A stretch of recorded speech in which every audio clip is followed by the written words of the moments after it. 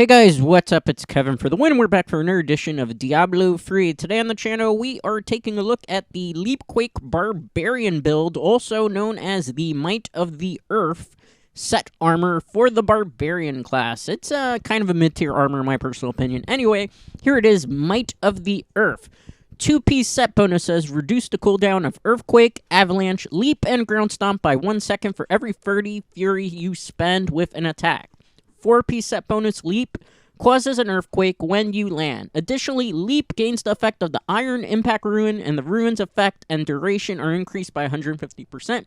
6-piece bonus: increase the damage of Earthquake, Avalanche, Leap, Ground Stomp, Ancient Spear, etc. by a significant chunk. I believe it's 15,000%. We're also going to be using, to help with this build, Girdie of the Giants, which says Seismic Slam increases earthquake damage.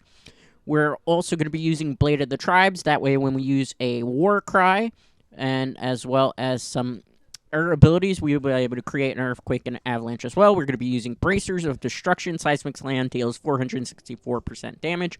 War Cry and Threatening Shout causes an Avalanche and Earthquake. This is what Blade of the Tribes does. You definitely want to use it as a weapon. As for the necklace, I recommend Flavor of Time, but I didn't have one, so I'm using a Traveler's Pledge that is Primal Ancient, so I can get more stats. Abilities: Seismic Slam, Rumble is what you are going to want to use. Leap, Death from Above, that way you can stun enemies, and it'll be very helpful for the way we're building this. Threatening Shout, Wrath of the Berserker, Insanity, War Cry, Veteran's Warning, and we also have here, I better cue it up here in a second, just wanted to show everybody, Earthquake, Molten Fury, because it increases the damage of Earthquake's output. Now for the passives, my recommendation: Ruthless, Boon of Bukafos, that way we can pair up the Earthquake a little bit more in terms of cooldown. Rampage and Earthen Might, gain 30 Fury every time you use an Avalanche or Earthquake. In the Knights Cube, the Furnace, Loot Socks, and you can also use a Obsidian Ring of the Zodiac to help with the cooldown. You can play around a little bit with the cube, but you must keep in Loot Socks, so that's one of the things. Now, for the purpose of the showcase, like I said before, Leapquake Barbarian is kind of a mid-tier armor. It's not great. It doesn't perform as well on super high tiers, or high Greater Rifts, I should say, for that matter. We will be doing a Greater Rift 60, 65, 70, and I will also do a 75. That way you can kind of get a feel for how it works. Torment 13 difficulty through Torment 16. Now, when it comes to Leapquake Barbarian, one of the first things you want to do is obviously start casting a couple of leaps around. Next thing is, when you see enemies coming towards you, cast your Threatening Roar, cast your War Cry, keep those basically in check. They will cast Earthquakes and Avalanches. Now, subsequently, since the majority of all your damage is going to be coming around with these fire pulls that you see on the ground, which is your Earthquake, what you're going to want to do is kind of lure enemies into them. Now, keep in mind, in order to get the maximum amount of damage from your Earthquakes, you are going to have to constantly release every so often a Seismic Slam. The reason is because when you let out a Seismic Slam, case in point here, your Earthquakes are powered up for a short duration. So you're getting increased damage to your Earthquakes. And remember, the way that we have this armor set up with the skills and abilities, just about everything that you're going to cast on this particular armor set, or set armor, is going to be automatically casting Earthquakes. So you have to keep an eye on it. Every once in a while, on lower Greater Rifts, you don't have to rely so much on Seismic Slam, because you will just naturally be able to take things out. Subsequently, this will probably come up in the comments, why am I not running something like Captain Crimson, since we're dealing with cooldown here. The reason being, it's actually very, very difficult to be able to run everything on the set and put Captain Crimson in. In order to do Captain Crimson, you would have to sacrifice Girdie of the Giants to be able to fit it in, and if you take out Girdie of the Giants, you are going to lose a significant amount of power to your build and flexibility, which is why you probably don't want to go that route. Now, in terms of optimization for this armor, my first recommendation would be, on your helm, get crit hit ratio of 6.0% chance at least. Basically, that's crit hit chance for those of you who are not familiar.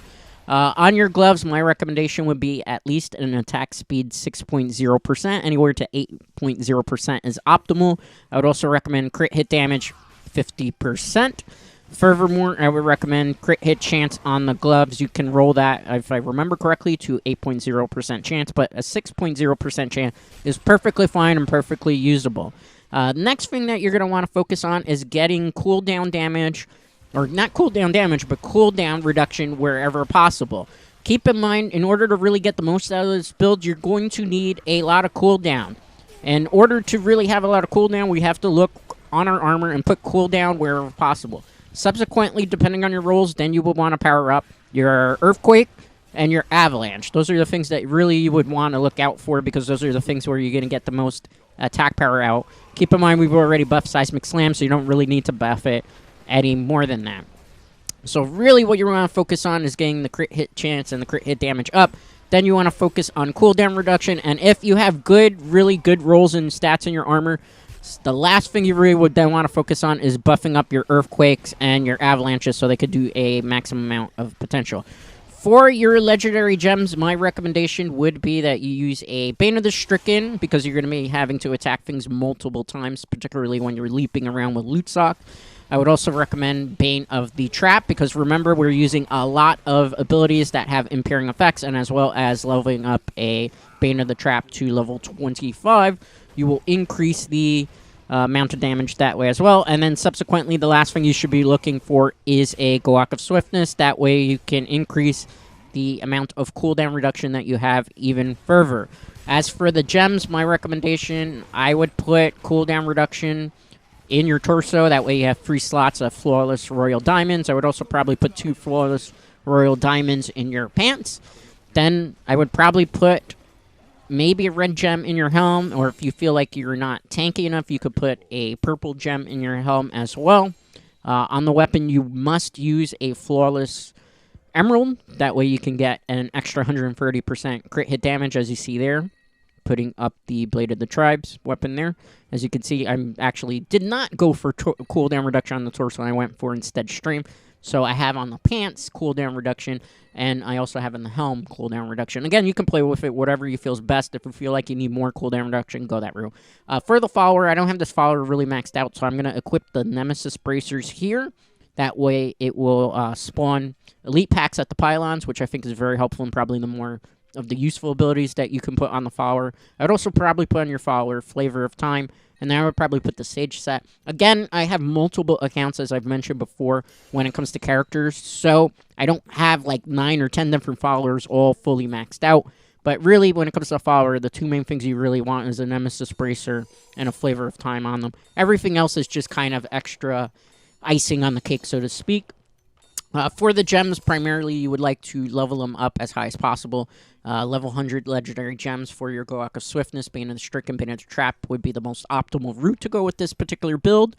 Let's see exactly what the clear time was on this, shall we?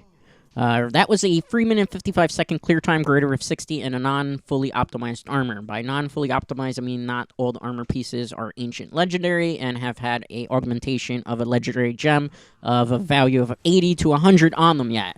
So keep that in mind. I preferably don't usually like to invest in some of the mid-tier armors, a lot of resources, because it does take time not only farming them, but as well as just kind of getting, you know, these things leveled up and things. And if you're not really going to use the armor too much, why would you really want to invest a whole bunch of resources and waste them when you could use it for things that you're planning to use? Alright, so in greater of 65, it's going to be basically the same strategy. You're going to want to leap around, causing earthquakes, and then you'll use your Threatening Shout and your War Cries to cast avalanches, and not only that, but buff you up as well.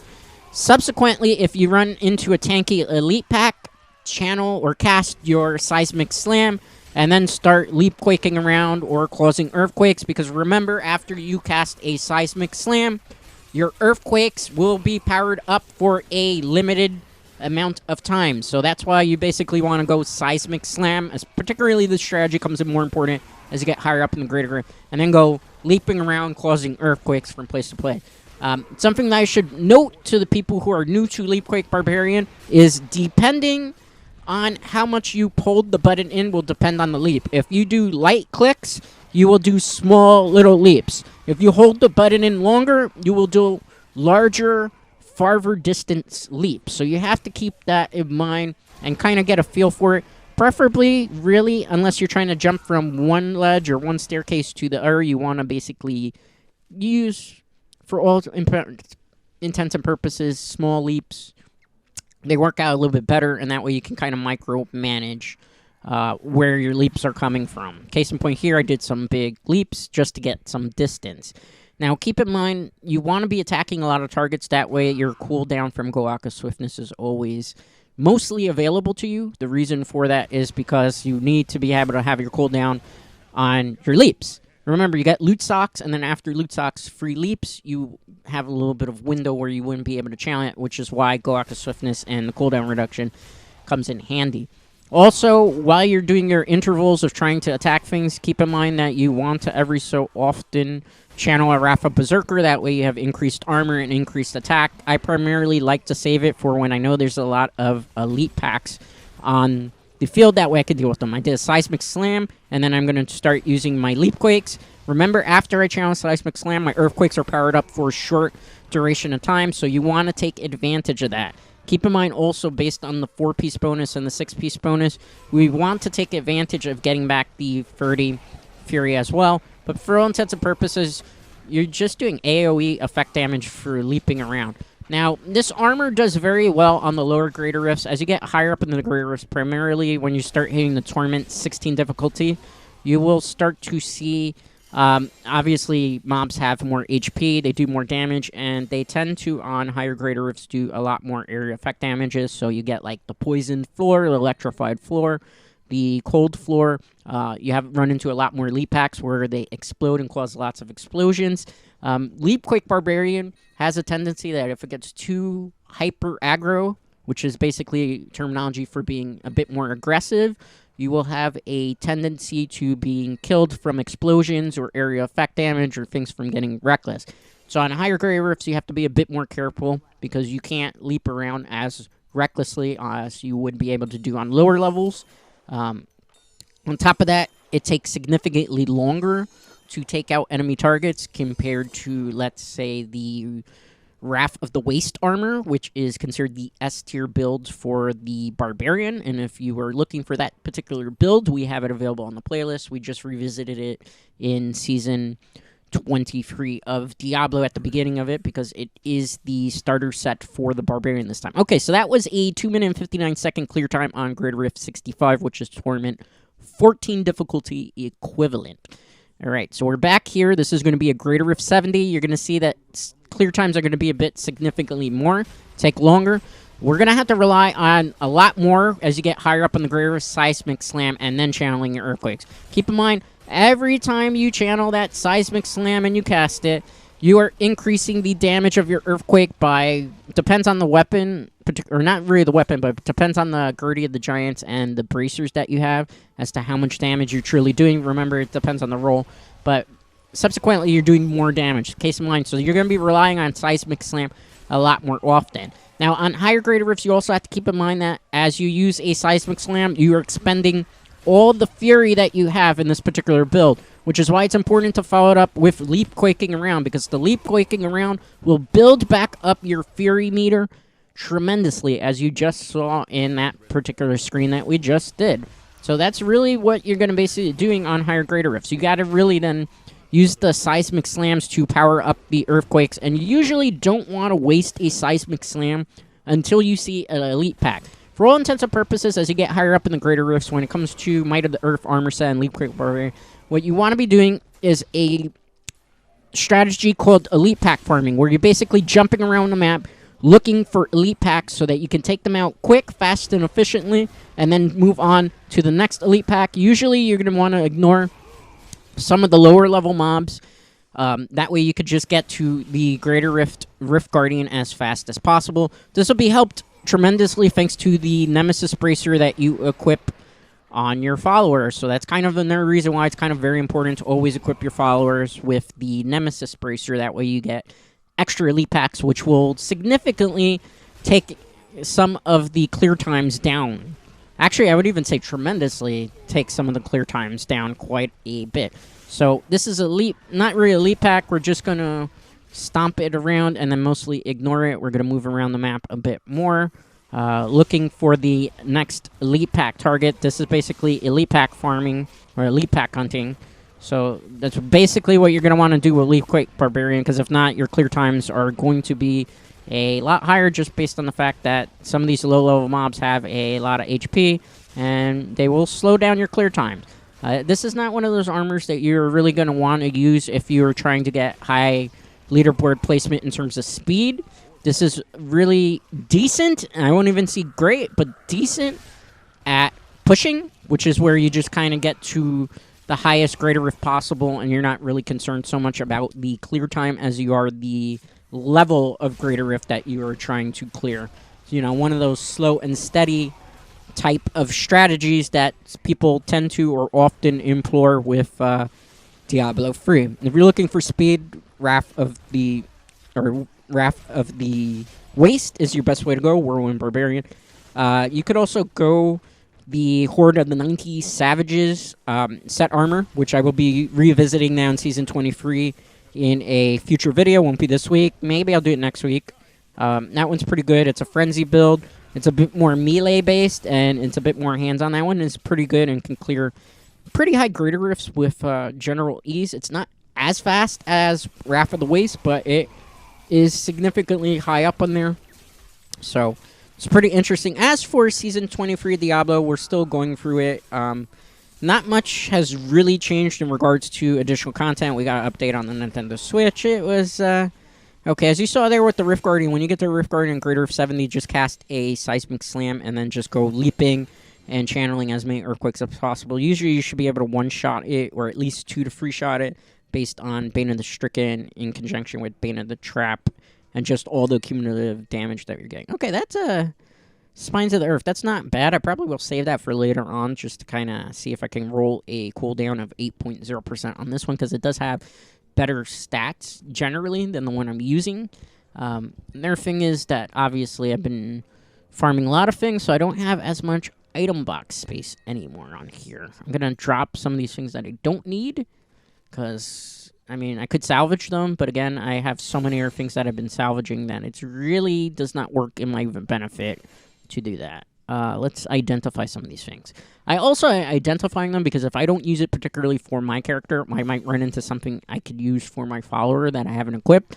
So even your throwaways now, when you're playing solo in Diablo 3, do have kind of uses to them. You just have to keep a open mind or a clear mind in regards to that. Okay, so we're going to level up this Bane of the Powerful. I'm not using it in the build because you really can't use Bane of the Powerful when you're higher up in Greater Rift, because it loses out in favor to Gems. Obviously, Bane of Stricken is way better in the higher Greater Rifts than Bane of the Powerful. Just, you get more bang for your buck, so to speak, which is why most people will completely ignore Bane of the Powerful once you're getting into, like, Torment 16 difficulty and higher. It has just basically less uses. Oh, I got a puzzle ring that's ancient legendary. I'm going to save that to using Knice Cube off video. Let's see, anything else that I got here? No, Overpower is kind of terrible for the Barbarian. I've never found much of a use for it. Let's actually go over to the Greater Rift and check how much time we got here before I salvage this stuff. Alright, Greater Rift 70, 3 minutes and 46-second clear time. So that was very impressive. Still non-optimized Might of the Earth armor using this particular build. For those of you who are looking to actually make this build, I will leave a link in the description to a sample armor build, and then you can just kind of follow that on paper in case you need more help and are maybe not so much a visual video type of person, but prefer to see things on paper. Now, when it comes to Greater Rift 75, Torment 16 difficulty, this is where this armor starts to lose a lot of its flair. On top of that, you are a bit more vulnerable to being one-shotted, because if you're not fully maxed down, you have your armor super prepped up, like I have not done really for this particular build, because it's not something that I will really pursue too much. You can get squashed, so there's a chance that I might get squashed a couple times.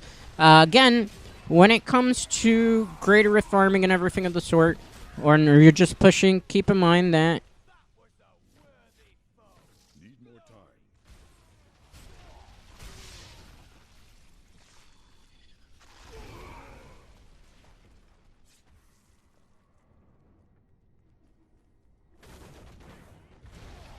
got a little fluttered here, but basically on higher Greater Rifts, you're going to get a chance of getting squashed. Don't get threatened, don't get rattled, don't get fraddled. The reason for this basically is that, as you going higher up in the greater rifts, it's doing more damage to your particular stats. So unless you're really investing in vitality and defense or armor, you're probably going to take it. Don't get rattled. You're not going to get 4 chance bonuses with this particular armor as you get higher up on the greater rifts. So definitely keep that in mind. It's really going to be one of those things where can you push the armor, and how far can you push the armor, and how well are you doing in regards to pushing the greater rift for that matter. So keep that in mind. Don't get a little flabbergasted if you see things are not necessarily going your particular way, because slow and steady particularly will win in this particular retrospect. So again, remember, it's very important when you are doing your farming for this particular armor set that you optimize your windows. You're going to want to do seismic slam. You are going to then want to make sure that you are leaping around the screen, because if you're not leaping around the screen, you are not doing the maximum amount of damage. So it's very important to constantly do your leaping around. If you do not leap around after a seismic slam, chances are you are not doing things correctly. So you definitely have to keep an eye out for that.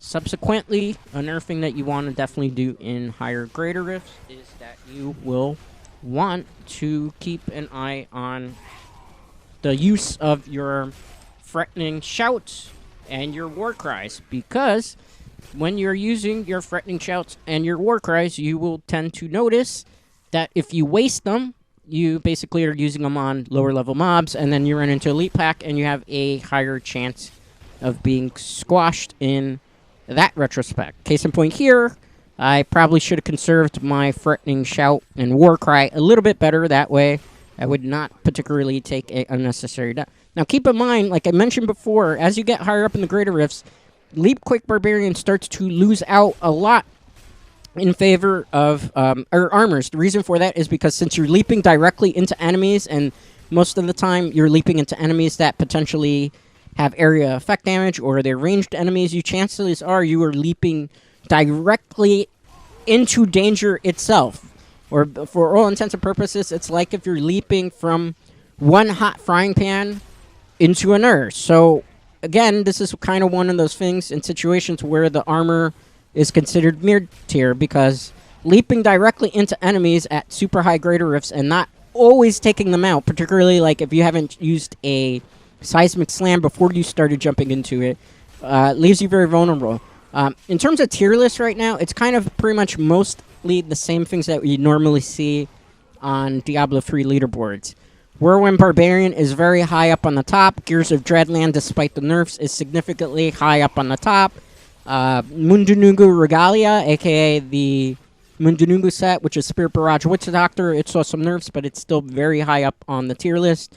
Wizard class, Chantotum Veer, is very versatile, as people have mentioned in my comment section as of late. So there's that. That does very well on leaderboard. The Typhoon set, or Typhon set, which is the Frost Hydra build, does very well. For the Necromancer, it's Masquerade of the Burning Carnival. Leap Quake Barbarian, probably, like, on leaderboard placement, it's very low on the leaderboards. This is an armor that's really good to use when you are kind of waiting to make Wrath of the Waste, and you're just kind of starting out as a Barbarian, and maybe it is your starter set armor, which it tends to be a starter set armor for seasons quite a bit. So there's that particular aspect that you have to kind of look into in regards to that. My recommendation really is, it's not a bad armor. It's fun on low greater rift. As you get higher up, this is not a particular armor without doing a lot of optimization that will be able to push greater rift 130 solo. Wrath of the Waste, again, I hate to say it, but that's really the armors that are best suited for greater rift 130s and more. This armor can do a greater rift 130, but you would have to fully optimize it in the sense of all your pieces Ancient Legendary or Primal Ancient Legendary or higher. Then you would have to augment every piece of the armor. That includes weapon, necklace, belt, and stuff with ancient legendary gems that are at least level 100 to be able to push the attack range again, and then you would need optimal slots and stats, which is very dependent on the rolls. Sometimes you'll get good rolls on pieces, sometimes you won't. Like I mentioned actually to somebody in the comment section earlier on this week, when it comes to Diablo 3, it's a marathon, not a race. So if you're trying to race to the finish line and do things the fastest and best way, and you're trying to look for the easiest way to get armors and set, you can do that. You're going to have less efficiency because it's all about swapping out armors and pieces for better stats and doing it again and again and again and again. And this can take you anywhere between months to weeks to even years. It depends on how lucky you get. So, you know, there's always that 85% skill and then 15% luck in regards to what you're going to get in terms of your drop rates and RNGs. And if you get exactly what you need, and if you don't, you try to make do with what you have. Case in point, with this particular build, I made do with the stats I had because, again, as I mentioned before, I play Diablo 3 on the channel, but we also play a lot of other things. We're playing Monster Hunter Rise as well on here. We're looking into doing Dead by Daylight on the channel in the near future. Like I said, I definitely want to do some Dead by Daylight because I really enjoy playing that. I'm looking into exactly how we're going to bring that to the channel. We are looking into doing Twitch stuff in the future. We've already started experimenting a little bit with that, so there might be subsequent content and more things planned in the future. That's not officially finished as of yet. We're still kind of testing it out, using our feelers, seeing what works, seeing what might not work. More details on that in the future. If we can, we probably will try to fit some Diablo in there as well. All right, so that was a great riff. 75, 6-minute clear time. Fully optimized. You probably get down to about 3 to 4 minutes, maybe 3 minutes, maybe even 2 minutes sub. But you need to invest a lot in augmentations of the set armor. All right, that's going to do it for Might of the Earth. As always, a like and subscribe on this video is greatly appreciated as it helps the channel grow, and I will see you for the next Diablo 3 video. Till next time.